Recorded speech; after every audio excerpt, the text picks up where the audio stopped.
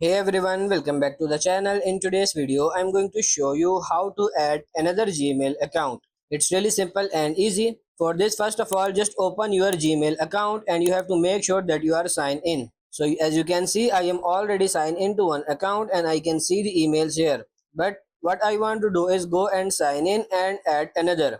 To go and do this, you have to tap on this profile picture in the top right corner, and then you have to simply tap on this add account. Just simply tap on it, and then what you have to do is go and sign in. So first of all, you have to type your email, then click on next, and then you have to enter your password.